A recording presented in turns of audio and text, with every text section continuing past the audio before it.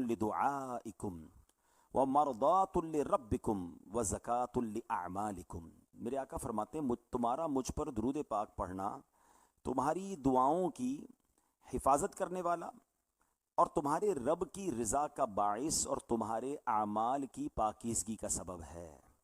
یعنی ایک درود پاک وظیفہ ایک ہے اور اس کے بینیفٹس کیا ہیں کہ دعاؤں کی حفاظت ہو رہی ہے، اللہ کی رضا بھی مل رہی ہے، اعمال بھی پاکیزہ ہو رہے ہیں۔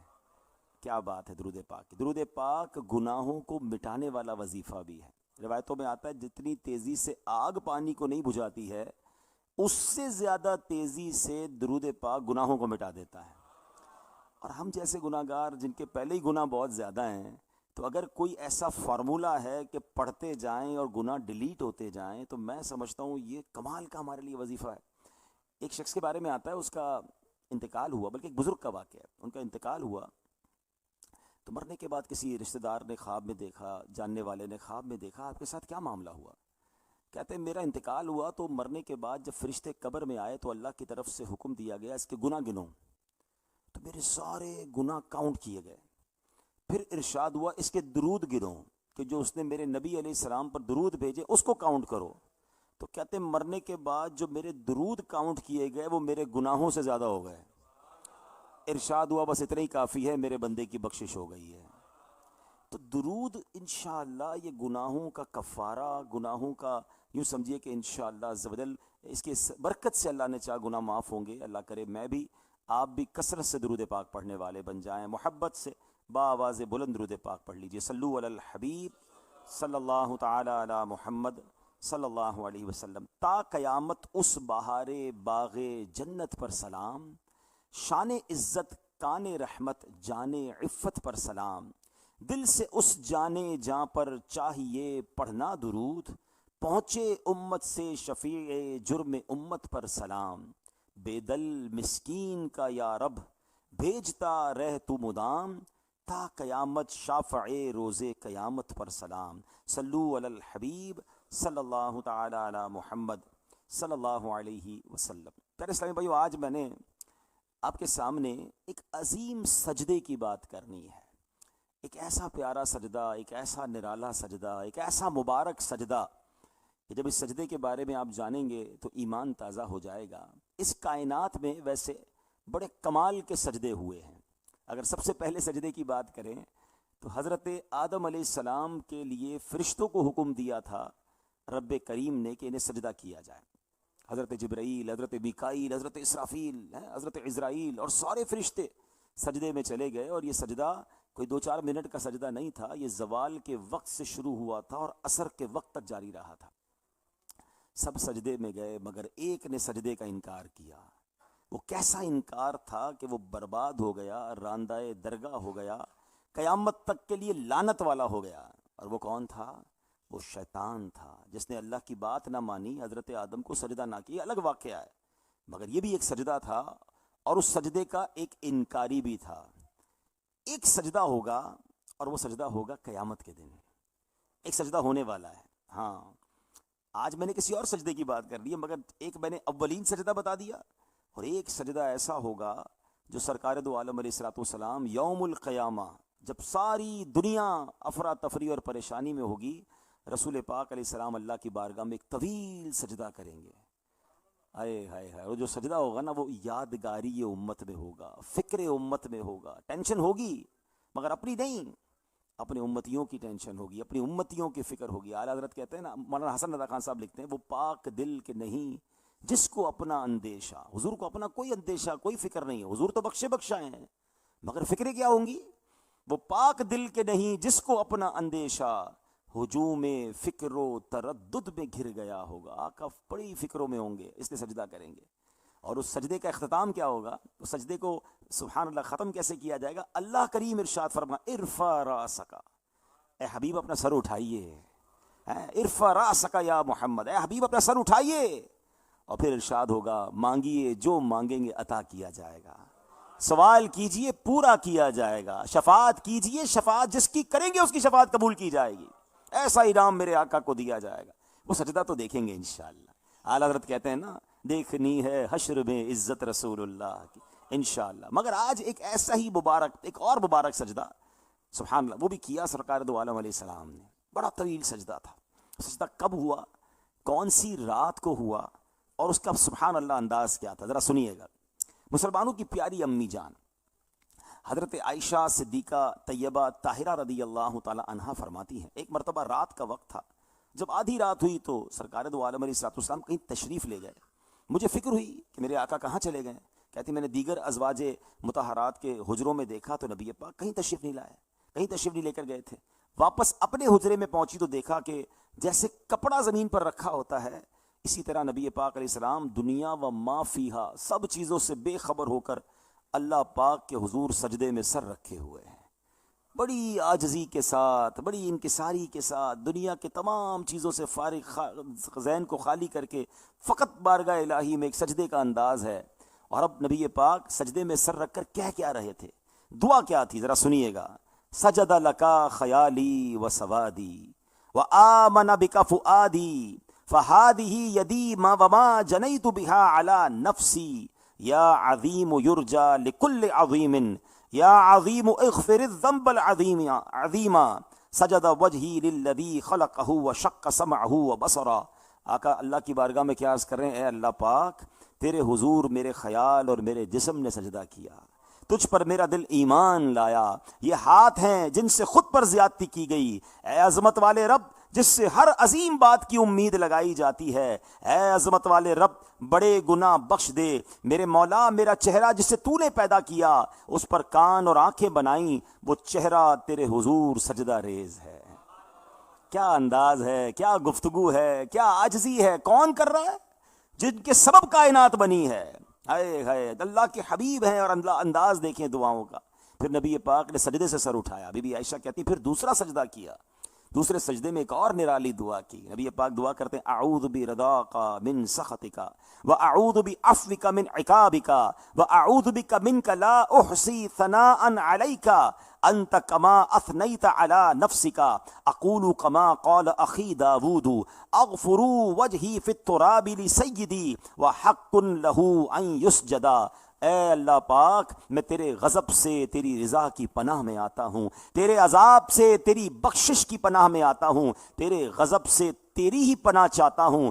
اے اللہ میں تیری ایسی تعریف نہیں کر سکتا جیسی تو نے خود اپنی حمد فرمائی. میں وہی کہتا ہوں جو میرے بھائی داؤد علیہ السلام نے کہا، میں نے اپنے مالک و مولا کے لیے اپنا چہرہ مٹی پہ رکھ دیا اور وہ حقدار ہے کہ اس کے حضور سجدہ کیا جائے. اب دوسرے سجدے سے سر اٹھایا. بی بی عائشہ کہتی ہیں اللہ پیارے آقا علیہ السلام نے اب دعا کرنا شروع کی. وہ دعا کیا تھی، اللہم ارزقنی قلبا تقیا من الشر نقیا لا جافیا ولا شقیا.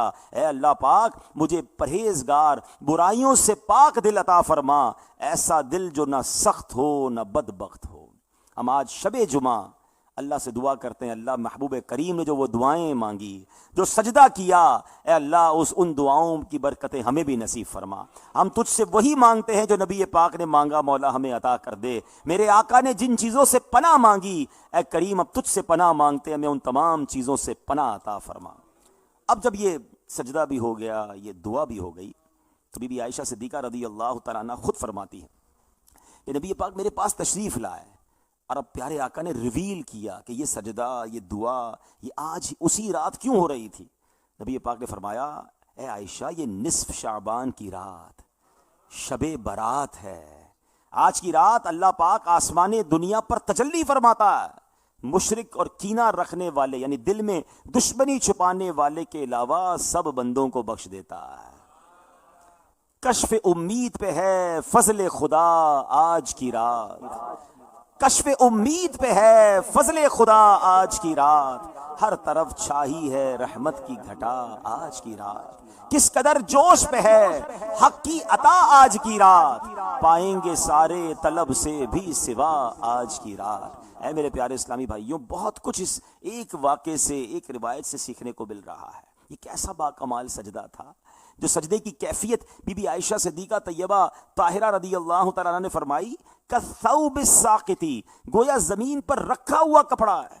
بالکل بچ کر اللہ کی بارگاہ میں، جس کو کہتے ہیں نا سب میں سپردگی کر کے جو سجدہ نبی پاک نے فرمایا، کاش ہمیں بھی ایسا سجدہ نصیب ہو جائے کہ جس میں کوئی رخ رکھاؤ نہیں ہے، جس میں دنیا کی کوئی اور طلب نہیں ہے، بس اللہ کی بارگاہ میں عاجزی ہے، انکساری ہے۔ اللہ اکبر! گویا نبی پاک کا صرف جسم پاک ہی سجدے میں نہیں تھا، بلکہ سر، دماغ، دل، خیال، سب کچھ اللہ کی بارگاہ میں سجدہ ریز تھا۔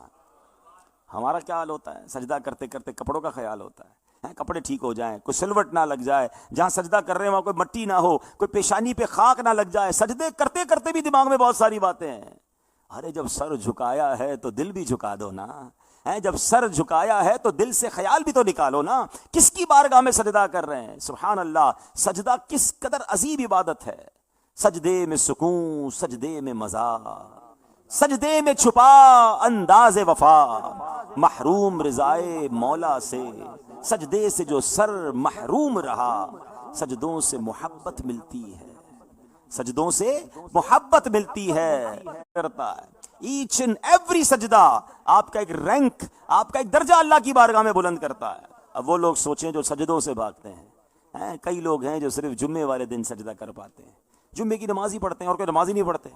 اچھا، اس میں وہ بھی سوچیں جو نماز تو پڑھتے ہیں مگر سنتوں سے بھاگ جاتے ہیں، نفل نہیں پڑھ رہے، سنت غیر موقعہ۔ ارے جتنی نمازیں پڑھو گے اتنے سجدے ہیں نا، اور ہر سجدے پر آپ کا ایک درجہ بلند ہو رہا ہے، ہر سجدے پہ خطا معاف ہو رہی ہے۔ دل پر چوٹ کرنے کے لیے کہہ دوں کہ اگر ہم یہ اعلان کر دیں کہ ہر سجدے پر 10,000 روپے ملیں گے، اب بتائیے لوگ تو پتہ نہیں کتنی نفل پڑھ رہے ہوں گے، مسجد سے جائیں گے ہی نہیں باہر۔ ہر سجدے پہ 10,000 روپے، یار 10,000 زیادہ یا ایک درجہ بڑھ رہا ہے آپ کا۔ اور پھر ماشاءاللہ جب رمضان آ جائے گا نا، آئے ہائے، رمضان میں ہر سجدہ، حدیثوں میں مضمون ملتا ہے اللہ اس کے بدلے جنت میں درخت بھی لگاتا ہے، جنت کا گھر بھی عطا فرمائے گا ہر سجدے پر۔ سرخ یاقوت کا گھر حدیثوں میں فرمایا گیا۔ ہائے ہائے، یہاں ان لوگوں کے لیے بھی درس ہے جو رمضان میں تراویح سے ڈنڈی مارتے ہیں، 4 روزہ 5 روزہ تراویح پڑھ لی، پھر پورا رمضان غائب۔ اچھا، تراویح بھی پڑھی تو کہیں گے 8 پڑھ لیتے ہیں، 12 پڑھ لیتے ہیں۔ اب بھائی سجدے ہی ہے نا، اللہ کی بارگاہ سے کیوں دور ہو رہے ہو؟ کاش ان لوگوں کو بھی سمجھ آئے جو رمضان آنے سے پہلے آئیں گے۔ کچھ لوگ سوشل میڈیا پہ ہر سال آتے ہیں، بھائی سنتی ہے، پتہ نہیں کیوں تراویح کو اتنا امپورٹنس دی جاتی ہے، کوئی ضرورت نہیں ہے پڑھنے کی۔ مجھے آج تک یہ سمجھ نہیں آتا، بھائی فرض تو ہم نے بھی کبھی نہیں کہا تراویح کو، واجب ہم نے بھی نہیں کہا، ہاں سنت موقدہ ہے، لیکن اگر کوئی پڑھ رہا ہے تو اب روک کیوں رہے ہیں اسے؟ ارے اس بہانے اللہ کے گھر میں آ رہا ہے، اللہ کو سجدہ کر رہا ہے، مسجد میں اس کا وقت گزر رہا ہے، باہر روڈوں پہ کرکٹ کھیل رہے ہیں لوگ، باہر جناب نہ جانے کھانے پینے میں لگے ہیں۔ اگر اللہ کے بندے مسجد میں آ رہے ہیں، ان کو نہ جانے کیا ہو جاتا ہے، آ کے کہتے ہیں جناب یہ سنت ہی ہے، کوئی ضرورت نہیں تراویح پڑھنے کی۔ لا حول ولا قوت الا باللہ۔ رمضان میں ہر سجدے پر اتنی برکتیں مل رہی ہیں اور تم اللہ کے بندوں کو نماز سے دور کر رہے ہو۔ ارے تراویح تو تراویح، ہم نے اس کے بعد اور نوافل پڑھنے چاہیے۔ ہم اشراق چاش پڑھیں، ہم اوابین پڑھیں، ہم تہجد پڑھیں، ہم صلاۃ اللیل پڑھیں۔ بزرگان دین ہزاروں سینکڑوں نوافل رمضانوں کی راتوں میں پڑھتے تھے، اور ہمارے یہاں سنت کو تو لوگ دور کر رہے ہیں۔ اور میں ایک اور بات بتا دوں، آج یہ پلاننگ ہے، پہلے آپ کو سنت سے دور کیا جائے گا اور ایک وقت آئے گا بندہ فرض اور واجبات سے بھی دور ہو جائے گا۔ کبھی بھی نہ سوچا، یہ باتیں نہ سنا کریں۔ یہ حصار ہے، آپ کے گھر کے باہر ایک آپ کے کمرے کا دروازہ ہوتا ہے، پھر آپ کے گھر کے باہر ایک بڑا دروازہ ہوتا ہے، یہ باؤنڈری دیوار ہوتی۔ کیوں بناتے ہیں بھائی؟ تاکہ باہر ہی دشمن رک جائے، میرے کمرے تک نہ آ جائے۔ بالکل ایسا ہے، نوافل آپ کا باہر کا حصار ہے، اس کے اندر پھر سنت کی باؤنڈری ہے، اس کے اندر واجب کی باؤنڈری ہے، پھر بیچ میں فرض ہے۔ جو نفل کا پابند ہوگا اس کی سنت نہیں چھوٹے گی، جو سنت کا پابند ہوگا اس کا واجب نہیں چھوٹے گا، جو واجب کا پابند ہوگا کبھی اس کا فرض قضا نہیں ہوگا۔ یہ دیواریں گرائی جا رہی ہیں، یار نفل چھوڑ دو، سنتیں چھوڑ دو، صرف فرض اور واجب پڑھ لو، کیا ضرورت ہے اتنی لمبی نماز پڑھنے کی؟ لا حول ولا قوت الا باللہ۔ جو پڑھ بھی رہا ہے اس کو دور کر رہے ہیں نماز سے۔ ایک ایک سجدہ اللہ کی بارگاہ میں درجے بلند کر رہا ہے، اور لوگ کہتے ہیں سجدے کم کر دیں، ہمیں تو اور سجدے بڑھانے ہیں۔ نبی پاک کا طریقہ دیکھیں نا، اب ان کی باتیں سنیں، اللہ رسول کی باتیں سنیں۔ اللہ کے نبی علیہ السلام فرماتے ہیں من احب سنتی فقط احبنی، آقا فرماتے ہیں جس نے میری سنت سے محبت کی اس نے مجھ سے محبت کی، ومن احبنی کان معی فی الجنہ، جس نے مجھ سے محبت کی وہ جنت میں میرے ساتھ ہوگا۔ ارے سنت پر عمل کرنا تو جنت میں ساتھ جانا ہے، اور لوگ کہہ رہے سنت ہی ہے چھوڑ دیں۔ لا حول ولا قوت الا باللہ۔ اور آپ نے ایک اور حدیث سنی ہوگی، فمن رغب عن سنتی فلیس منی، جس نے میری سنت کو چھوڑا، سنت سے منہ موڑا، وہ ہم میں سے نہیں۔ آقا تو دور فرما رہے اسے جو سنت کو چھوڑنے والا ہے، اور آج جناب ذہن خراب کیے جا رہے ہیں مسلمانوں کے۔ نہیں، انشاءاللہ ماہ رمضان میں پوری تراویح پڑھیں گے انشاءاللہ۔ ہم انشاءاللہ تراویح کے ساتھ ساتھ صلاۃ التسبیح بھی پڑھیں گے انشاءاللہ، جب موقع ملے گا نوافل پڑھیں گے۔ سجدوں سے کیسے دور ہو سکتے ہیں؟ ہم اللہ کی بارگاہ میں سر جھکائیں، جتنا جھکائیں اس کی برکتیں ہیں۔ اب سنیے گا ذرا کہ ایک ایک سجدہ کیسے درجے بلند کرتا ہے۔ اور اب آگے سنیے، نبی پاک علیہ الصلوۃ والسلام سر پاک سجدے میں رکھ کر دعائیں کرتے۔ یہ دعا کی نا نبی پاک نے، جو آپ نے دعا سنی، سبق کیا ملا کہ اگر آپ فرض نماز پڑھ رہے ہیں اور جناب اس میں تو آپ سجدے میں دعا نہیں مانگ سکتے، وہ تو سبحان ربی الاعلیٰ جو پڑھنا ہے، جو تسبیح ہے، لیکن اگر آپ سجدہ شکر کر رہے ہیں یا نفلی نماز پڑھ رہے ہیں تو اب آپ سجدے میں دعائیں کریں، انشاءاللہ اس کی اور برکتیں ملیں گی۔ حدیث پاک میں آتا ہے بندہ سجدے کی حالت میں اپنے رب کریم سے بہت زیادہ قریب ہوتا ہے، اس لیے تم سجدے میں بکثرت دعا کیا کرو۔ یہ بالکل اللہ کے قریب ہونے والا یہ جو فارمیشن ہے نا، یہ ایسی ہے کہ آپ سمجھ لیں اللہ کے قریب ہو گئے ہیں۔ اب مانگے اللہ سے جتنا مانگنا ہے، تو نوافل میں بلکہ کبھی کبھی صلاۃ الحاجات پڑھ کر سجدے میں جا کر رو رو کے اللہ سے مانگے۔ ہائے ہائے، سجدے کی دعاؤں کا عالم ہی اور ہوتا ہے۔ حضرت ابو سعید خدری رضی اللہ عنہ فرماتے ہیں، جو حالت سجدہ میں 3 مرتبہ یہ کہے، یا رب اغفر لی، یا رب اغفر لی، یا رب اغفر لی، اے اللہ میری بخشش فرما دے، اے اللہ میری بخشش فرما دے، وہ فرماتے ہیں جب وہ اپنا سر اٹھائے گا تو اس کی بخشش ہو چکی ہوگی۔ ہائے ہائے، یہ ہے سجدہ، یہ ہے سجدے کی دعائیں۔ اللہ سجدوں کی لذت نصیب فرمائے۔ لوگوں سے توجہ ہٹ جائے، دنیا سے رشتہ کٹ جائے، اللہ ایسا سجدہ نصیب کرے۔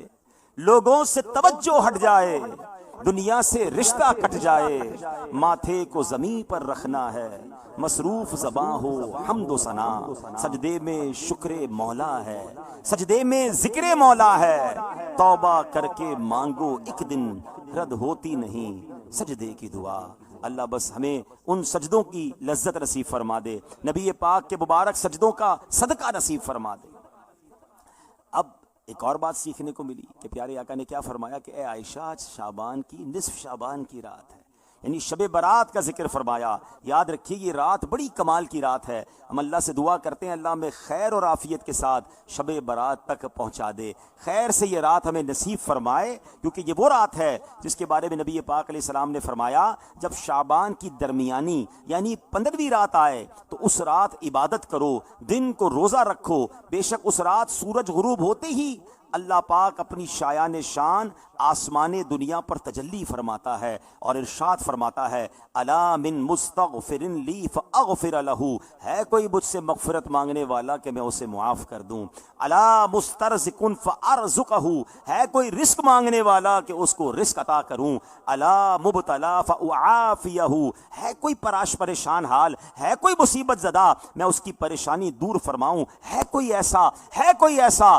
فرمایا فجر تک یہ اعلان ہوتا رہتا ہے۔ ذرا غور کرو، ساری زندگی میں اور آپ دعا کرتے ہیں اللہ سن لے، عافیت دے دے، رزق عطا کر دے، اے اللہ مشکل آسان کر دے، ہم التجائیں کر رہے ہیں، شب برات وہاں سے صدائی لگائی جا رہی ہیں، وہاں سے آفر کی جا رہی ہے کوئی مانگنے والا اس کی جھولی بھر دی جائے، ہے کوئی توبہ کرنے والا اس کو معاف کر دیا جائے۔ تو بیوٹیفل نائٹ، مبارک رات آنے والی ہے، اللہ اکبر۔ تو اے میرے پیارے اسلامی بھائیوں، ہمیں شب برات کو بڑے سبحان اللہ عبادت کے ساتھ، رکت کے ساتھ، توبہ اور دعاؤں کے ساتھ گزارنا ہے۔ شاعر لکھتے ہیں مغفرت ڈھونڈتی پھرتی ہے گناہ گاروں کو، مغفرت ڈھونڈتی پھرتی ہے گناہ گاروں کو، مہرباں کتنا ہے بندوں پہ خدا آج کی رات، کوئی محروم نہ رہ جائے زمین پر سائل، کوئی محروم نہ رہ جائے زمین پر سائل، آسمانوں سے یہ آتی ہے صدا آج کی رات۔ اللہ اکبر، کتنا محروم ہے جو اس رات بھی دعا نہیں کرتا۔ انفارچونیٹلی، بدقسمتی سے کچھ لوگ اس رات آتش بازی کر رہے ہوتے ہیں، کھیل کود رہے ہوتے ہیں۔ اچھا ایسے بھی لوگ ہوتے ہیں کہتے ہیں شب برات کی حیثیت ہی کوئی نہیں ہے، شب برات کی حقیقت ہی کوئی نہیں ہے۔ ارے اللہ کے بندوں، اول تو ہم حدیث پڑھ کے سنا رہے ہیں، اگر پھر بھی آپ کو ایسا لگتا ہے کہ جناب یہ حدیث آپ کے نزدیک اس میں کوئی پرابلم ہے، تو بندے ربی کی تو عبادت کر رہے ہیں نا، چلو کسی بہانے نفل پڑھ رہے ہیں، کسی بہانے ذکر الہی کر رہے ہیں، کسی بہانے سجدہ کر رہے ہیں، آپ اس کو بھی روک رہے ہیں۔ نہ جانے کیا پلاننگ ہے لوگوں کے ذہن میں کہ جب بندے اللہ کی عبادت کرنے جمع ہوتے ہیں کچھ لوگوں کو ایشو شروع ہو جاتا ہے۔ بہرحال ہم اللہ کے بندے ہیں، اللہ کی بارگاہ میں سجدے کریں گے اور جناب خوب اس رات دعائیں کریں۔ اس رات کتنے لوگ بخشے جاتے ہیں؟ ہاں یہ ذرا خیال رکھیے، بڑی اتنی دیکھیے Shab Barat, what is the meaning of Shab Barat? برات کس کو کہتے ہیں؟ آپ نے سنا ہوگا یہ بندہ باعزت بری ہو گیا، اس کا مطلب آزاد ہو گیا، یہ آزادی کی رات ہے۔ اور حدیثوں میں مختلف حدیثوں کو ملا کر 11 قسم کے لوگ ہیں، 11 ٹائپ آف پیپل جو اس رات نہیں بخشے جائیں گے۔ اب آپ سوچیں کہ اچھا بخشے کتنے جائیں گے، اس کی کوانٹٹی بھی نبی پاک نے بیان فرمائی۔ ایک حدیث پاک میں ہے کہ اللہ کریم قبیلہ بنو کلب کی بکریوں کے بالوں کی تعداد کے مطابق شب برات گناہ گاروں کو جہنم سے آزاد فرما دیتا ہے۔ وائے قبیلہ بنو کلب، علماء کہتے ہیں اس زمانے میں جو قبیلہ سب سے زیادہ بکریاں پالتا تھا نا، اس قبیلے کا نام ہی بنو کلب کا قبیلہ تھا، یعنی ہزاروں بکریاں تھیں ان کے پاس۔ اچھا بکری کی مثال کیوں دی گئی؟ اس کے بال کتنے ہوتے ہیں؟ کبھی کسی ایک بکرے کے بال آپ گن سکتے ہیں؟ نہیں گن سکتے، انکاؤنٹیبل۔ ہم تو اپنے سر کے بال نہیں گن سکتے، لیکن جو سب سے بڑا قبیلہ، اس کی جتنی بکریاں، ان بکریوں میں جتنے بال ہیں، اللہ سب اتنے گناہگار جہنم سے آزاد فرماتا ہے۔ اس کا مطلب یہ کہ سبھی بخشے جاتے ہیں۔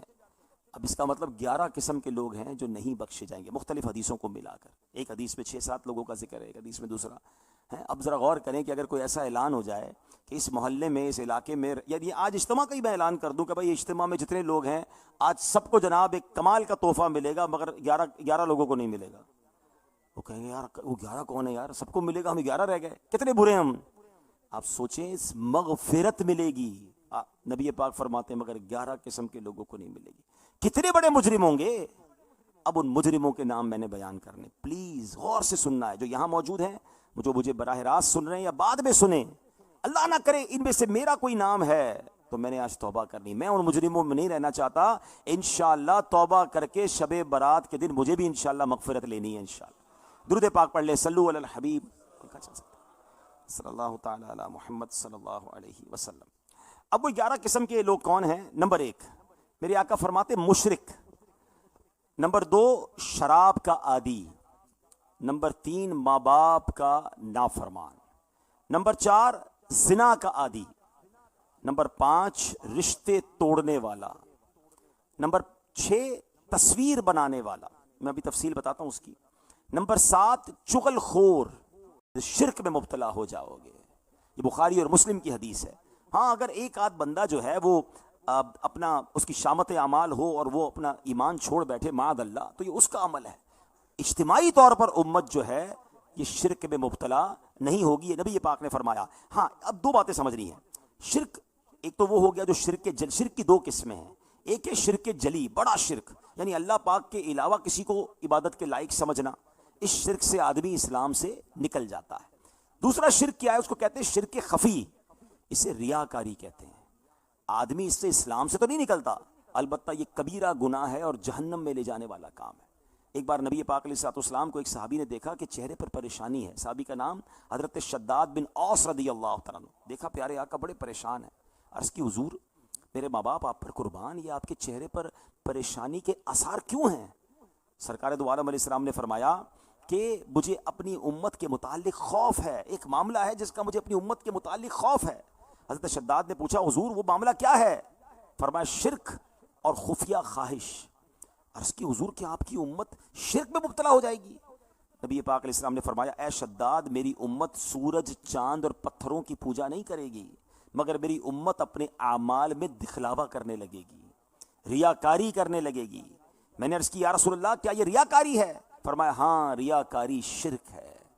میں نے عرض کی یا رسول اللہ علیہ الصلوۃ والسلام خفیہ خواہش کیا ہے؟ فرمایا یہ کہ میرا کوئی امتی روزہ رکھے مگر کسی دنیاوی خواہش کی وجہ سے روزہ توڑ دے۔ دنیا کی خواہش کے لیے روزہ توڑنے والے کو خفیہ خواہش کہا گیا، جو روزہ رکھتا ہی نہیں ہے اس کا کیا حال ہوگا؟ تو اب شرک اصغر جو ہے نا، نبی پاک نے پہلے فرما دی میری امت پر مجھے اس کا خوف ہے، دکھلاوا کرنا۔ اب اس کی تھوڑی تعریف سمجھ لیتے ہیں کہ ریاکاری ہے کیا۔ پہلے یہ سمجھ لیں کہ جو کام شرعاً درست ہو اور اللہ کی رضا کے لیے کیا جائے وہ عبادت ہے۔ اگر کوئی بندہ یہی نیک کام اللہ کی رضا کے علاوہ کسی اور ارادے سے کرے تو یہ ریاکاری ہے۔ مثلا کوئی بندہ نماز پڑھتا ہے، نماز اللہ کے لیے پڑھتا ہے تو سبحان اللہ بہت بڑی نیکی ہے، لیکن لوگوں کو دکھانے کے لیے نماز پڑھ رہا ہے تو یہ ریاکاری، یہ عبادت نہیں ہے۔ اور اسی لیے تو شرک اصغر ہے نا، کہ عبادت کس کے لیے کرتے ہیں؟ جواب دیجیے گا۔ کوئی بندہ اللہ کے لیے نہیں کرے، کسی اور کے لیے کرے، یعنی اب غور کریں نا یہ کیسا کام ہے کہ جو کام اللہ کے لیے کرنے والا ہے، نماز ہے، روزہ ہے، صدقہ ہے، خیرات ہے، درود پاک ہے، ذکر و اذکار، اللہ کے لیے کرنے والے کام تھے، مگر لوگوں کے سامنے میں اس لیے کروں کہ میری واہ واہ ہو، لوگوں کو پتہ چلے میں نیک، میں نمازی، میں سخی، اس لیے اس کو شرک اصغر کہا گیا اور یہ جہنم میں لے جانے والا ہے۔ اس سے اعمال برباد ہو جاتے ہیں، زیرو۔ اب غور کر لیجئے کہ ہمیں کہیں یہ برائی تو نہیں. تو بہرحال یہ جو بڑی رات ہے اس میں مشرک نہیں بخشا جائے گا. جو شرک جلی کرنے والا, اللہ کے سوا کسی کو عبادت کے لائق سمجھنے والا, الحمدللہ وہ ہم نہیں ہیں. ہم اللہ کی رحمت سے اللہ پر ایمان لانے والے ہیں, مگر یہ بھی نیت کر لیں کہ ریاکاری سے بھی اپنے آپ کو بچائیں گے انشاءاللہ. اب دوسرا گناہ کون سا ہے؟ اور یہ گناہ بڑا عام ہو گیا ہے, کہتے ہوئے مزہ نہیں آ رہا, لیکن جس طرح کی باتیں سننے کو ملتی ہیں کہ اب نجی محفلوں میں, دوستوں میں, شادیوں میں, پارٹیوں میں شراب تو ایسے پی جا رہی ہے جیسے کولڈ ڈرنک پی جا رہی ہے.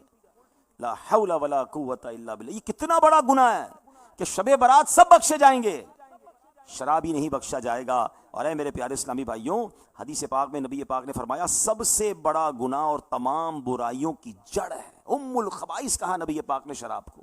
یعنی یہ کیوں فرمایا کہ شراب پینے والا نماز چھوڑ دیتا ہے اور بعض اوقات اپنی ماں, خالہ اور پھوپھی تک سے بدکاری کا مرتکب ہو جاتا, اسے پتہ ہی نہیں چلتا. جب ہوش ہی نہیں ہوگا تو جو کر لے اسے کیا معلوم ہے. یہ اتنا بڑا گناہ ہے. خدا کے واسطے میرے نوجوان جو مجھے سن رہے ہیں, شراب کے قریب بھی نہیں, نشے والی کسی چیز کے بھی قریب نہ جائے.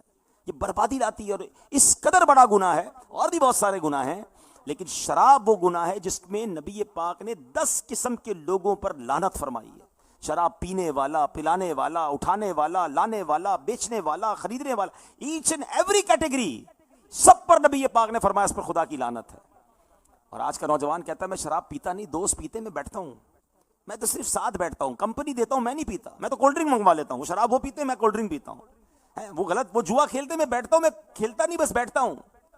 یار جہاں اللہ کی لعنت برس رہی ہے وہاں بیٹھے.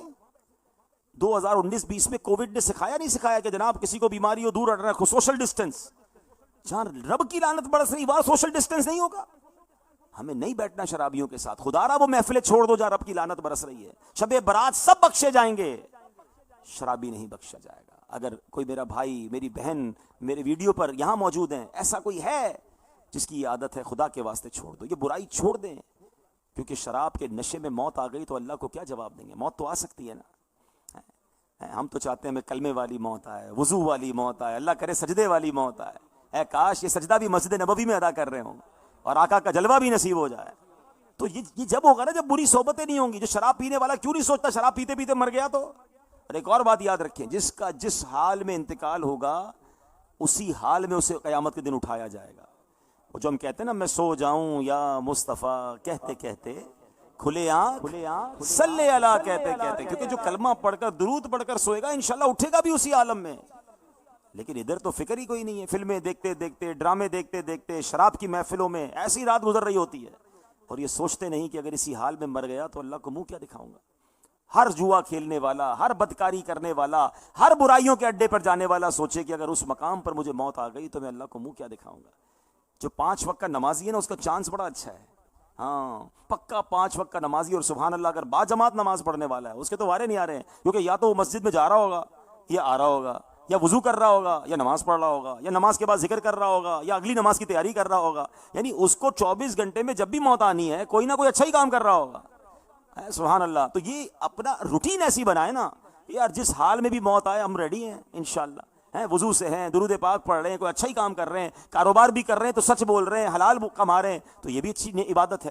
تو مومن کا تو حال ایسا ہی ہونا چاہیے کہ اس کا ہر عمل سنت کے مطابق نیکیوں والا ہو, تاکہ کسی وقت بھی وقت پورا ہو جائے تو وہ کلمہ پڑھے, درود پڑھے اور پھر اپنے آخری سفر کی طرف روانہ ہو جائے.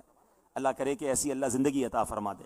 اب تیسرا گناہگار جس کی بخشش نہیں ہوگی, یہ بھی بڑی بڑی برائی ہے, اور وہ ہے ماں باپ کا نافرمان. یہ اتنا عام ہو چکا ہے کہ بوڑھے ماں باپ آنسوؤں سے رو رہے ہیں, پریشان ہو گئے ہیں, اولاد کے پاس ٹائم نہیں, اولاد جواب نہیں دیتی, اولاد جھڑک رہی ہے. آج ماں باپ کا حال یہ ہے کہ اپنے بچوں سے بات کرنے میں ڈر لگتا ہے کہ یار ذرا سا بھی سمجھائیں گے تو سامنے سے شاؤٹ کریں گے, ڈانٹیں گے. تف ہے ایسی اولاد پر کہ جس سے ماں باپ بات کرنے میں ڈر رہے ہیں, جس سے ماں باپ بات کرنے میں ہچکچا رہے ہیں. اللہ اکبر. یہ کیسے بچے ہیں کہ جن سے ماں باپ کو ڈر لگ رہا ہے. ارے میں اور آپ اگر بچے ہیں نا, ہمیں اپنے ماں باپ سے ڈر لگنا چاہیے کہ یہ ناراض نہ ہو جائیں.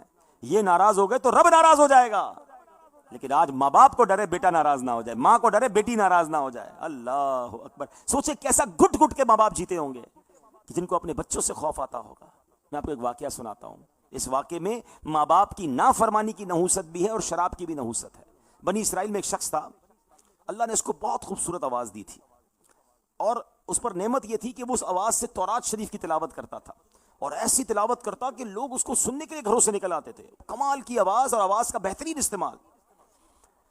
مگر ایک برائی یہ تھی کہ وہ شراب بھی پیتا تھا، اور رات کو جا کے شراب پیتا تھا۔ ماں منع کرتی کہ بیٹا اللہ نے اتنی پیاری آواز دی، تو تلاوت کرتا ہے، لوگ تیرے آگے پیچھے، کیوں یہ غلط کام کرتا ہے؟ ماں کی سنتا نہیں تھا۔ ایک دن تلاوت کی، لوگ جمع ہو گئے، بڑا مجمع جمع ہوا، بہت خوش، فارغ ہو کے گھر پہنچا، پھر شراب پینا شروع کی۔ ماں نے پھر سمجھایا بیٹا اب نہ کر، کس کام کو کر رہا ہے، توبہ کر، وضو کر، یہ کیوں غلط کام کر رہا ہے؟ بڑا غصہ آیا، شراب پی ہوئی تھی نا، شراب میں تو دماغ چلتا نہیں، ماں کو تھپڑ مارا۔ ماں بیچاری جا کر گری، اس کی آنکھ نکل گئی اور دانت بھی ٹوٹ گئے۔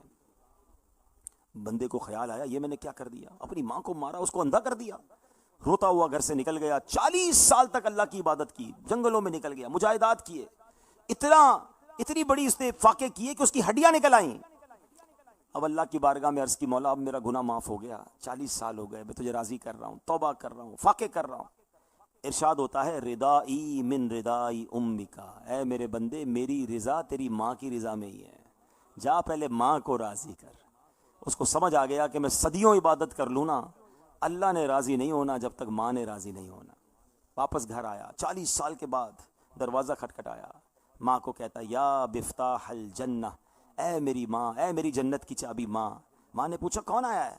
ماں دیکھ تو نہیں سکتی تھی، کہا ماں تیرا بیٹا آیا ہے۔ کہتی میں تجھ سے راضی نہیں ہوں، تو نے میرا بڑا دل دکھایا ہے۔ پھر رونے لگا، اپنے اسی ہاتھ کو کاٹ دیا جس ہاتھ سے ماں پر ہاتھ اٹھایا تھا۔ ماں پھر راضی نہ ہوئی، آگ لکڑیاں جلائیں اور آگ جل گئی تو کہتا ہے اب میں اس باڈی کو جلا ہی دیتا ہوں جس نے جہنم میں جلنا ہے۔ ماں تو ماں ہوتی ہے نا، جب دیکھا کہ بیٹا اتنی انکساری کر رہا ہے، ایسی توبہ کر رہا ہے، ماں نے کہا میرے بیٹے ایسا نہ کر، جا میں نے تجھے معاف کیا۔ ماں کی زبان سے یہ نکلنا تھا کہ فرشتہ آیا اور اس بندے کا ہاتھ واپس جوڑ دیا، ماں کی آنکھ بھی واپس لوٹا دی۔ توبہ قبول ہوئی نا، رب راضی ہو گیا تو سب ٹھیک ہو گیا۔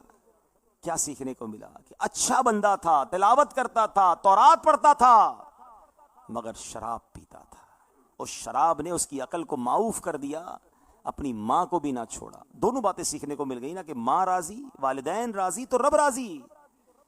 تو یہ دونوں چیزوں سے بچنا ہے۔ اب سوچیں یہ کتنے بڑے گناہ ہیں کہ شب برات سب بخشے جائیں گے، نہ شرابی بخشا جائے گا اور نہ ماں باپ کا نافرمان بخشا جائے گا۔ اے وہ لوگوں جن کے پاس ان کے ماں باپ ہیں، آپ یقین کریں، میں شاید لفظوں میں بیان نہ کر سکوں کہ اس سے بڑا خوش نصیب کون ہے کہ جس کے پاس ماں باپ بھی ہوں اور شب برات بھی آ جائے۔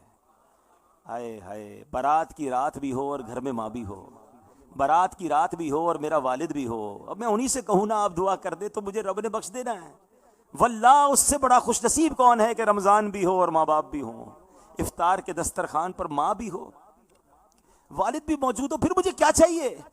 میں ان کی خدمت کروں اور افطار میں ان کے ہاتھ اٹھ جائیں تو میرے تو بیڑے پار ہو جانے ہیں۔ پوچھو ان سے جن کی ماں چلی گئی ہے، پوچھو ان سے جن کے والد چلے گئے، کیسے یاد آتے ہیں شب برات کو، کیسے یاد آتے ہیں رمضان کی افطاریوں میں کہ کاش ماں ہوتی، کاش والد ہوتا۔ اور آج جن کے پاس ہیں انہیں قدر ہی نہیں ہے، ان کو احساس ہی نہیں ہے، وہ نہ دعائیں لے رہے ہیں نہ ان کو راضی کر رہے ہیں، وہ تو بیچارے ٹائم مانگ رہے ہیں، ٹائم ہی نہیں ہے ماں باپ کے لیے۔ نہ کرو ایسا، آج کر لو ان کی خدمت، آج کر لو ان سے باتیں۔ ایک وقت آئے گا ان سے بات کرنے کے لیے قبرستان جانا پڑے گا۔ ہاں آج جا کر قبرستان میں جا کے باتیں کرنی پڑتی ہے، بتانا پڑتا ہے ان کو کہ ماں آج یہ ہو گیا، ابو آج یہ کیا ہے۔ خوشی ہوتی ہے جب بھی یاد آتے ہیں، اللہ نعمت دیتا ہے نا، جب کوئی بڑی نعمت ملتی ہے ہمیں، جب گھر نیا ملتا ہے، گھر میں کوئی شادی ہوتی ہے تو یاد آتا ہے یار ماں ہوتی تو کتنا خوش ہوتی کہ آج بچوں کی شادی ہے، والد ہوتے تو کتنا خوش ہوتے اللہ نے ترقی۔ ہر ترقی میں ماں باپ یاد آتے ہیں، اور ہر دکھ میں بھی ماں باپ یاد آتے ہیں، ہر پریشانی میں ماں باپ یاد آتے، کیونکہ وہ ہوتے تھے تو ٹینشن نہیں تھی نا۔ پتہ ہے ماں کہتی بیٹا فکر نہ کر، میں جا نماز بچھاتی ہوں، تو جا اللہ تیرا کام کر دے گا۔ والد ایک جملہ کہتا تھا غم دور ہو جاتا، بیٹا گھبرانا نہیں میں ہوں۔ اب نہ باپ ہے نہ ماں ہے، کس کے کاندھے پر سر رکھیں؟ مگر اے وہ لوگوں جس کے پاس ہے قدر کر لو، شب برات وہ نہیں بخشا جائے گا جس سے اس کے ماں باپ ناراض ہیں۔ کوئی ایسا بیٹھا ہے اگر، یا مجھے سن رہے ہو، اگر ماں باپ کو ستا لیا ہے نا، راضی کر لو، ان کے قدم پکڑ لو، ان سے معافی مانگ لو، وہ راضی تو رب راضی۔ اور اگر آج دنیا میں نہیں ہے تو قبرستان جایا کریں۔ یہ بھی پرابلم ہے، نہیں جاتے قبرستان، سالوں گزر جاتے نہیں جاتے، ٹائم نہیں ہے یار، وقت نہیں نکلتا۔ کمال ہے یار، میں کہتا ہوں اگر کسی ماں باپ کا بچہ مر جائے نا، وہ والد قبرستان جائے بغیر نہیں رہ سکے گا۔ وہ ماں روزانہ اس بچے کے لیے دعا کرے، اس کی تو وہ ماں خود مر جائے گی جب اس کا بچہ مر جائے ماں کے ہوتے ہوئے۔ مگر جن کے ماں باپ دنیا سے چلے گئے ان کو ماں باپ یاد نہیں آتے، نہ ایصال ثواب کرتے ہیں، نہ دعائیں کرتے ہیں، نہ ان کے لیے کوئی صدقہ خیرات کرتے ہیں۔ اللہ نے بہت دیا ہوتا ہے لوگوں کو، ہم نے دیکھا ہے، ہونا تو یہ چاہیے جس کو اللہ نے نوازا ماں کے نام کی مسجد بنائے، والد کے نام کی مسجد بنا دے تاکہ سجدے ہوتے رہیں، قیامت تک نیکیاں ہوتی رہیں، میری ماں کو میرے والد کو روز قبر میں ثواب کا تحفہ ملتا رہے۔ پوری مسجد نہیں تو کسی صدقہ جاریہ والے کام میں حصہ تو ملا دو یار، نہیں پھر قبرستان نہیں جاتے۔ ایک بار کسی نوجوان کے بارے میں پتا چلا کہ وہ لوگوں سے پوچھ رہا تھا، گورکن سے پوچھ رہا تھا، یار یہاں ایک قبر تھی وہ نظر نہیں آ رہی، کہ کیوں؟ کا میرے والد کی قبر تھی، 10 سال بعد آیا ہوں قبر بھول گیا ہوں۔ یار قبریں بھول گئے اپنے ماں باپ کی، اتنی دوری نہ کریں۔ ماں باپ کی قبر پر ہو سکے تو ہر جمعے حاضری دیں، یاسین شریف پڑھیں۔ اچھا ان کی قبر پر حاضری دینا ہماری مغفرت کا ذریعہ بن جاتا ہے۔ جو ماں باپ کی قبر کی زیارت کو کثرت سے جاتا ہے، روایتوں میں آتا ہے اس کے مرنے کے بعد فرشتے اس کی قبر کی زیارت کو آئیں گے، لیکن نہیں کرتے ایسا۔ تو پلیز ماں باپ کو راضی رکھیں، چلے گئے ہیں تو ان کی روح کو راضی کریں، اور ان کی روح کو راضی کرنے کا طریقہ کیا ہے؟ ان کو ایصال ثواب کریں۔ آگے چلتے ہیں، اور کون؟ ہاں اب ماں اور باپ کو راضی کرنا کا پتہ یہ ایک شارٹ کٹ ہے، اللہ تک پہنچنے کا شارٹ کٹ کیا ہے؟ ایک بار ایک بزرگ تھے، ان کے پاس حضرت صحابی رسول حضرت عبداللہ ابن عباس کے پاس ایک شخص آیا، بہت بڑا گناہ کر کے آیا، کہتا حضور بہت بڑا گناہ ہو گیا، یہ گناہ کی ڈیٹیل ہے، میرے لیے توبہ ہے؟ تو آپ نے فرمایا کہ تیری ماں زندہ ہے؟ کہتا نہیں حضور وفات پا گئی ہے۔ فرمایا اچھا جاؤ توبہ کرو، جتنا ہو سکے اللہ کو راضی کرو۔ یہ سن کر وہ شخص تو چلا گیا۔ ایک شخص نے صحابی رسول سے کہا حضور اس نے آ کر اپنا گناہ بتایا، آپ پہلے ہی توبہ کا کہہ دیتے، والدہ کا کیوں پوچھا؟ کیا پیارا جواب دیا۔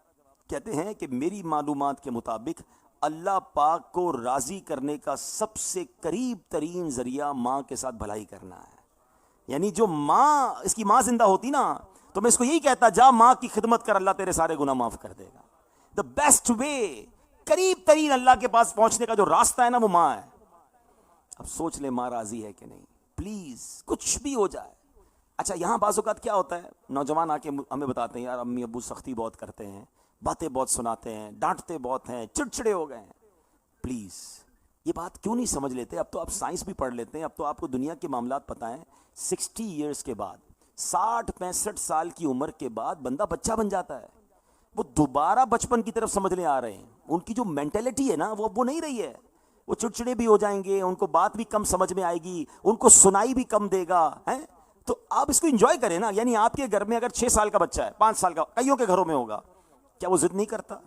بار بار ایک ہی بات ریپیٹ نہیں کرتا؟ کبھی کبھی تو آپ کو تھپڑ بھی مار دیتا ہے، آپ کیا کرتے ہیں؟ تھپڑ مارتے ہیں اس کو، آپ مسکراتے ہیں، آپ ہنستے ہیں۔ بچہ بار بار ایک بات کرتا ہے، آپ انجوائے کر رہے ہیں۔ بالکل اسی طرح اگر آپ کے گھر میں کوئی 60 سال کا بزرگ ہے، آپ سمجھ لیں میرے گھر میں ایک اور بچہ آ گیا، انجوائے کریں ان کو، ان کی ڈانٹ کو برا نہ منائیں، ہاں ان کے چڑچڑے پن سے لڑیں نہ ان سے، ان کو اسی طرح ٹیک کیئر کریں جیسے آپ ایک چھوٹے بچے کو ٹیک کیئر کرتے ہیں۔ جس دن آپ کو یہ بات سمجھ آ گئی نا، آپ کو ماں باپ برے نہیں لگیں گے، آپ کو بزرگ سارے اچھے لگیں گے، وہ ضد بھی کریں گے، وہ ریپیٹ بھی کریں گے، ایک ہی بات کو کئی بار کریں گے۔ انجوائے کریں، مسکرائیں ان کے سامنے، ان کی خدمت کریں، کیوں لڑتے ہیں ان سے؟ ایسا نہ کریں۔ اور دیکھیں یہ عجب سائیکل ہے زندگی کا۔ 4 سال کا بچہ، 3 سال کا بچہ جو ہوتا ہے وہ پکڑ کے چلتا ہے، اس سے پہلے رینگتا ہے، اسکرولنگ کرتا ہے نا، پھر انگلی پکڑ کے چلتا ہے، پھر وہ اسٹالر پر چلاتے ہیں ہم، ٹرالی پر، پھر وہ بڑا ہو کے بھاگتا ہے، دوڑتا ہے۔ مگر ایک وقت آتا ہے بزرگ آ کے پھر ٹرالی پر آ جاتے ہیں، پھر ویل چیئر پر آتے ہیں، اور ایک وقت آتا ہے ان کو ہاتھ پکڑ کے چلنے کی ضرورت پڑتی ہے۔ بالکل یہ قدرت کا ایسا سائیکل ہے کہ جہاں سے چلا تھا بندہ واپس وہیں پر پہنچتا ہے۔ تو جس دن آپ کو یہ بات سمجھ آ گئی، اس دن ماں باپ، ویسے بھی اگر ماں باپ، حدیث پاک میں تو یہ الفاظ بھی موجود ہیں کہ اگرچہ تم پر ظلم کریں، خدمت کب کرنی ہے؟ فرما برداری کب؟ اگر وہ ظلم بھی کرتے تمہیں فرما برداری کرنی ہے۔ تو ماں باپ سے الجھنا کیسا یار؟ ڈانٹ دیا کوئی بات نہیں، جھڑک دیا کوئی بات نہیں، ان کی ڈانٹ میں بھی پیار ہے، ہاں، اور اس کا بھی ثواب ملے گا۔ تو نیت کریں انشاءاللہ ماں باپ کی خوب خدمت کریں گے، انشاءاللہ ان کو راضی کریں گے، اللہ بھی ہم سے راضی ہو جائے گا انشاءاللہ۔ اچھا مزید کچھ باتیں تھیں، اس کو اب میں کمپائل کر دیتا ہوں۔ نجومی کی مغفرت نہیں ہوگی تو اس گناہ سے توبہ کرنی چاہیے۔ کچھ لوگوں کو بڑا شوق ہوتا ہے، میں کل کے حالات بتاؤں گا، پرسوں کے بتاؤں گا، طرح کے لوگ کمپیوٹر کھول کے آج کل بیٹھ گئے ہیں، پہلے وہ ہاتھ دیکھتے تھے۔ نہ ان لوگوں سے حال پوچھنا ہے اور نہ یہ کام کرنا ہے، یہ وہ گناہ ہے کہ جس کی بخشش نہیں ہے۔ پھر آگے فرمایا اللہ اکبر، جادوگر کی بھی بخشش نہیں ہوتی، تو یہ جادوگروں کے پاس نہ جائیں۔ پھر آگے فرمایا رشتے توڑنے والے، عزیز رشتہ داروں کے ساتھ لڑائی جھگڑے کرنے والے کی بھی اس رات بخشش نہیں ہوتی۔ تو اے میرے پیارے اسلامی بھائیوں، حدیث پاک میں آتا ہے کہ حدیث پاک کے مطابق سلو میں پہل کرنے والا پہلے جنت میں جائے گا۔ تو آگے بڑھ کے خود سلو کر لینا، غور کریں کس چاچا، ماموں، خالہ، کس رشتہ دار سے رشتہ کاٹا ہوا ہے۔ ہم ان کے یہاں نہیں جاتے, ہم ان کو نہیں بلاتے, ہم ان سے بات نہیں کرتے. کیوں نہیں کرتے بھائی؟ وہ دعوت میں نہیں بلایا تھا. مسئلہ کیا چھوٹا سا, اچھے منہ بات نہیں کی تھی, ہمیں تحفہ نہیں بھجوایا, ہماری عزت نہیں کی. اتنی چھوٹی سی بات پر آپ نے رشتہ داری ختم کر دی. اور یہ کتنا بڑا گناہ ہے کہ شب برات سب بخشے جائیں گے, رشتہ داری کاٹنے والا نہیں بخشا جائے گا. بلکہ ماں باپ اتنی بڑی غلطی کرتے ہیں, اپنے بچوں کو وصیت کرتے ہیں میرے مرنے کے بعد بھی فلاں کے گھر مت جانا. خدا کے واسطے یہ نہ کریں. کیوں اپنے بچوں کو گناہ گار کر رہے ہیں؟ تو اب شب برات سے پہلے غور کر لیں, اگر کوئی رشتہ توڑا ہوا ہے, کاٹا ہوا ہے, جوڑ لیجئے. کیا فرمایا کہ سلو میں پہل کرنے والا بھی جنت میں پہلے جائے گا. تو اللہ ہمیں سلو کرنے والا بنا دے تاکہ ہماری انشاءاللہ بخشش بن جائے. اسی طرح دل میں دشمنی چھپانا, یہ بھی بڑا مسئلہ ہے. انتقام کی آگ میں کچھ لوگ جل رہے ہیں, بس یار موقع ملے میں اس کو ذلیل کروں گا, بدلہ لوں گا, چھوڑوں گا نہیں. دل میں انتقام پال کر بیٹھے ہیں. خدا کے واسطے یہ نہ کریں. غلطی ہو گئی نا, ہمارے کسی مسلمان بھائی سے غلطی ہوئی, معاف کر دیں, درگزر کریں. انشاءاللہ آپ اس کو معاف کر دیں, اللہ آپ کو معاف کر دے گا انشاءاللہ. تو دل سے دشمنیوں کو فارغ کریں. اب انشاءاللہ شب برات آ رہی ہے, تو اس رات کرنا کیا ہے؟ بزرگان دین کا ایک معمول ہے کہ مغرب کے فرض و سنت کے بعد 6 رکعت نفل 2 رکعت کر کے ادا کیے جائیں. پہلی 2 رکعتوں سے پہلے یہ نیت کرنی ہے کہ یا اللہ پاک ان 2 رکعتوں کی برکت سے مجھے درازی عمر بالخیر عطا فرما. اگلے 2 رکعت میں اس کے بعد اس سے پہلے یہ نیت کریں گے اللہ پاک ان 2 رکعتوں کی برکت سے بلاؤں سے میری حفاظت فرما. اور پھر تیسری 2 رکعتوں میں نیت یہ کرنی ہے کہ یا اللہ ان 2 رکعتوں کی برکت سے مجھے اپنے سوا کسی کا محتاج نہ کرنا. کیسی پیاری نیت ہے. ابھی نامہ اعمال شروع ہو رہے ہیں, 15 شعبان کی رات شروع ہو رہی ہے, نیا سال ہمارا نامہ اعمال کے حساب سے شروع ہو رہا ہے, اور شروع ہوتے ہی عبادت کا انبار لگ جائے گا. ہر 2 رکعت کے بعد جو آپ نے 2 رکعتیں جو پڑھنی ہیں, ہر رکعت میں سورہ فاتحہ کے بعد 3 بار سورہ اخلاص پڑھیں, اور ہر 2 رکعت سلام پھیرنے کے بعد 21 بار قل هو اللہ شریف پڑھ لیں. پھر 1 بار سورہ یاسین کی تلاوت ہوتی ہے. تو انشاءاللہ ہوگا کیا کہ جو 3 بار سورہ اخلاص پڑھتا ہے اسے 1 قرآن پاک کا ثواب ملتا ہے. 21 بار پڑھیں گے تو 7 قرآن پاک کا ثواب, سورہ یاسین پر 10 قرآن پاک کا ثواب ملتا ہے. ہر 2 رکعت کے بعد 17 قرآن پاک کا ثواب ملے گا. اگر یہ پورا معمول کر لیں گے تو انشاءاللہ مغرب اور عشاء کے درمیان ہی اللہ نے چاہا تو 51 بار قرآن پڑھنے کا ثواب مل جائے گا انشاءاللہ. ٹھیک ہے نا. تو دعائیں بھی ہوں گی. تو انشاءاللہ دعوت اسلامی کے زیر انتظام پوری دنیا میں الحمدللہ یہ معمول ہوگا. تو میری گزارش ہے 14 شعبان بھی روزہ رکھیں, کیونکہ یہ میرے اور آپ کے نامہ اعمال کا آخری دن ہے. 15 شعبان بھی روزہ رکھیں, یہ نامہ اعمال کا پہلا دن ہے. اور 15 شعبان کے روزے کی فضیلت بعض روایتوں میں یہ آتی ہے کہ سبحان اللہ, یہ 15 شعبان کو روزہ رکھے, رات قیام کرے, جو دعا مانگے اللہ وہ دعا قبول فرماتا ہے. تو ہمیں کس طرح کرنا ہے؟ 14 شعبان عصر سے مسجد میں آ جائیں, کیونکہ یہ عصر سے مغرب کا جو وقت ہوگا یہ ہمارے نامہ اعمال کا آخری وقت ہوگا. ذکر و اذکار میں, درود پاک میں, توبہ استغفار میں گزاریں. مغرب میں الحمدللہ تقریباً مساجد میں افطار کا انتظام ہوتا ہے, افطار کریں. اور مغرب کے فوراً بعد پھر یہ 6 نوافل ہوں گے انشاءاللہ. اس مسجد میں بھی ہوگا, اور بھی جہاں جہاں سے آپ آئیں دعوت اسلامی کی تمام ہی مساجد میں ہوگا, بلکہ عاشقان رسول اور بھی بڑی تعداد میں کرتے ہیں. پھر رات کو یہ الحمدللہ مساجد میں صلاۃ و تسبیح کا اہتمام ہوگا, اجتماع بھی ہوں گے, مدنی چینل پر بھی انشاءاللہ اجتماع ہوگا, امیر اہل سنت بھی مدنی مذاکرہ فرمائیں گے. بس یہ رات عبادت میں گزاریں. ہو سکے تو قبرستان جائیں. اس رات نبی پاک علیہ السلام بھی جنت البقیع میں تشریف لے گئے تھے, تو ہو سکے تو آپ بھی اپنے رشتہ داروں کی قبر پر احتیاط کے ساتھ جو اس کا شرعی طریقہ ہے اس کے مطابق جائیں. 15 شعبان کا روزہ رکھیں. 15 شعبان بھی ماشاءاللہ کئی مساجد میں عصر سے مغرب افطار اجتماع کا سلسلہ ہوتا ہے, تو اس میں آپ نے شرکت کرنی ہے. اور اللہ کریم سے دعا کرتا ہوں کہ رب کریم ہمیں اس رات کی اور اس دن کی برکتیں نصیب فرمائے.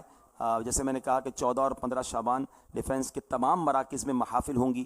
اور انشاءاللہ ایک اور عرض یہ ہے کہ اب رمضان جب آئے گا تو رمضان سبحان اللہ جہاں بہت ساری برکتیں لے کر آئے گا, نفل کا ثواب فرض کے برابر, فرض کا ثواب 70 گنا, روزانہ افطار کے وقت 10 لاکھ گناہ گار بخشے جائیں گے. وہاں ان تمام برکتوں کے ساتھ ایک عظیم برکت یہ ہے کہ اس مہینے میں ایک رات لیلۃ القدر ہے. لیلۃ القدر خیر من الف شہر, یہ وہ رات ہے جو 1000 مہینوں سے بہتر ہے. اور وہ رات رمضان کے آخری عشرے کی طاق راتوں میں سے ہے. اور اس طاق رات کو پانے کا بیسٹ طریقہ کیا ہے؟ آقا فرماتے ہیں من اعتکف ایمانا و احتسابا غفر له ما تقدم من ذنبه, کہ سبحان اللہ جو ایمان کی حالت میں ثواب حاصل کرنے کے لیے اعتکاف کرے اللہ اس کے پچھلے گناہ معاف فرما دیتا ہے. اعتکاف کرنے والے کو تو لیلۃ القدر مل ہی جاتی ہے نا, اللہ کے گھر میں ہی ہوتا ہے. تو سبحان اللہ 10 دن کا آخری عشرے کا اعتکاف بھی, بلکہ دعوت اسلامی نے تو کمال کیا, پورے مہینے کا اعتکاف اللہ کی رحمت سے فیضان مدینہ میں ہوتا ہے. ابھی سے بکنگ شروع ہو گئی ہے, ہزاروں لوگ آ رہے ہیں, پلاننگ ہو رہی ہے.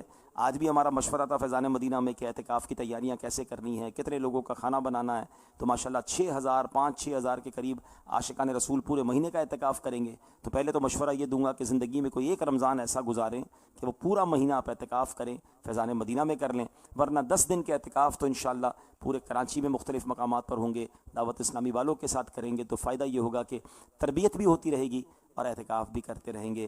یہاں میں ایک اور عرض کروں گا کہ دعوت اسلامی جو دین متین کی ایک بہت بڑی خدمت کر رہی ہے اور کتنے سارے شعبہ جات ہیں، میں صرف ایک چھوٹی سی جھلک آپ کو پیش کرتا ہوں، ایمان تازہ ہو جائے گا کہ آپ کی اور میری دعوت اسلامی کس طرح شاندار انداز سے دین متین کی خدمت کر رہی ہے۔ دعوت اسلامی نے اس ایک سال میں 2025 میں جو قافلے سفر کروائے، آج کل لوگ کہتے ہیں ٹائم نہیں ہے، آپ کو جان کر خوشی ہوگی 10 لاکھ عاشقان رسول نے ایک سال میں قافلوں میں سفر کیا۔ دعوت اسلامی نے کورسز کروائے دین متین کو سکھانے کے لیے، سنتیں سکھانے کے لیے، فرض علوم سکھانے کے لیے 21,000 کورس ہوئے اور 4 لاکھ افراد نے الحمدللہ دعوت اسلامی کے تحت کورسز کیے ہیں۔ الحمدللہ دعوت اسلامی کے اب 19,900 کے قریب مدرسۃ المدینہ ہو گئے ہیں، اور جس میں 7,27,000 بچوں نے اب تک حفظ و ناظرہ مکمل کر لیا ہے۔ دعوت اسلامی کا جامعۃ المدینہ جس میں عالم بنایا جاتا ہے، 1500 برانچز، اور اب تک 41,000 بچوں اور بچیوں نے درس نظامی فیضان شریعت کورس کر لیا ہے، اور اس وقت 1,28,000 الحمدللہ بچے اور بچیاں بغیر فیس کے عالم بن رہے ہیں، علم دین سیکھ رہے ہیں۔ اور سبحان اللہ دارالمدینہ کی بات کریں، اسکول کتنے بنائے دارالمدینہ فیضان اسلامک اسکول ملا کر 299 برانچز ہو چکی ہیں، اور 54,000 اسٹوڈنٹ الحمدللہ دعوت اسلامی کے ان اللہ کی رحمت سے اسکولوں میں پڑھ رہے ہیں۔ پھر ماشاءاللہ دارالفتہ اہل سنت کی 22 کے قریب برانچز ہو گئی ہیں، ماہانہ 25,000 فتاوی جاری کیے جا رہے ہیں، 7,000 سے زیادہ دعوت اسلامی نے اب تک مساجد بنا دی ہیں۔ سوشل میڈیا کی بات کریں تو 7 کروڑ سے زیادہ فالوورز ہیں، مدنی چینل مختلف زبانوں میں دنیا کی مختلف سیٹلائٹ پر چل رہا ہے۔ اور پھر بات کریں FGRF کی تو کہاں کہاں مدد کر رہی ہے دعوت اسلامی، چاہے وہ فلسطین کے مسلمان ہوں، ترکیہ اور شام کے دکھیارے مسلمان ہوں، پاکستان کے مختلف علاقوں میں آفتیں آئیں، تھیلیسیمیا کے مریض بچوں کو خون دینا ہو، یا موسم کے تغیرات کا مقابلہ کرنے کے لیے درخت لگانے ہوں، آپ کو ہر جگہ دعوت اسلامی کا شعبہ FGRF نظر آتا ہے۔ تو وہ تحریک جو ہمیں گناہوں سے بھی بچائے، جہنم کی آگ سے بھی بچائے اور دنیا کی آفتوں سے بھی بچائے، ہمیں اس تحریک کا دل و جان سے ساتھ دینا چاہیے۔ شعبان کے مہینے میں بھی اللہ کی راہ میں خرچ کرنا چاہیے، اور رمضان میں بڑی تعداد میں لوگ اپنی زکوٰۃ اور ڈونیشن دیتے ہیں۔ تو میری گزارش ہے کہ اپنی دعوت اسلامی کا ساتھ دیں، اپنی زکوٰۃ، اپنے عطیات میں دعوت اسلامی کو بھرپور عطیات دیں۔ آپ کے سامنے یہ مسجد ہے، کروڑ روپے کی یہ عمارت لی گئی، اس کو تعمیر کیا گیا، اب بالکل اس کے برابر میں ماشاءاللہ ہماری بہنوں کے لیے فیضان صحابیات سینٹر بن رہا ہے، اس میں بھی کروڑوں روپے کے اخراجات ہیں۔ یہ صرف ایک علاقے کی ایک مسجد اور ایک مدرسے کا میں احوال بتا رہا ہوں۔ ابھی میں نے آپ کو بتایا 19,000 سے زیادہ مدرسے، 1500 سے زیادہ جامعات، 7,000 سے زیادہ مسجدیں، صرف ان 3 فگرز کو ملا لیں تو میرا خیال یہ 27-28,000 ادارے بن جاتے ہیں۔ ہم ایک مسجد اور ایک مدرسے کی بات کر رہے ہیں جہاں کروڑوں روپے کے خرچے ہیں، 27,000 ادارے پوری دنیا میں دعوت اسلامی چلا رہی ہے، تو سوچیں اس کے اخراجات کتنے ہوں گے۔ تو اللہ کریم ہمیں اپنی دعوت اسلامی کا دل کھول کر ساتھ دینے کی توفیق عطا فرمائے۔ شب برات جہاں اور نیکیاں کریں وہاں اللہ کی راہ میں خرچ بھی کیجئے گا، کیونکہ اس رات عمل کا ثواب انشاءاللہ اللہ کی رحمت سے بڑھ جائے گا، تو اس میں صدقہ اور خیرات بھی کر سکتے ہیں۔ تو اس میں ترغیب یہ ہے کہ چونکہ 15 شعبان ہے تو اپنے مرحومین کے ایصال ثواب کے لیے 1500، 15,000، 1,15,000 جس کو اللہ نے جتنا دیا ہے تو یہ غریبوں میں بھی تقسیم کر سکتے ہیں، دعوت اسلامی کو بھی دے سکتے ہیں، تاکہ یہ اس رات اپنے مرحومین کو ہم ایصال ثواب بھی کریں۔ اللہ کریم ہم سب کو عمل کرنے کی توفیق عطا فرمائے۔ ہر جمعرات ہمیں کچھ درود اور دعائیں پڑھائی جاتی ہیں، میں امام صاحب سے گزارش کروں گا انشاءاللہ وہ ہمیں وہ درود بھی پڑھائیں گے اور ہمیں دعائیں بھی پڑھائیں گے۔ صلو علی الحبیب۔ ویڈیو دیکھنے کا شکریہ۔ اگر آپ چینل پر نئے ہیں تو سبسکرائب کر لیں، اور ساتھ ہی ساتھ بیل آئیکن پر بھی کلک کر دیں تاکہ یوٹیوب ہماری ہر ویڈیو کا نوٹیفیکیشن سب سے پہلے آپ کو بھیج دے۔ جزاک اللہ۔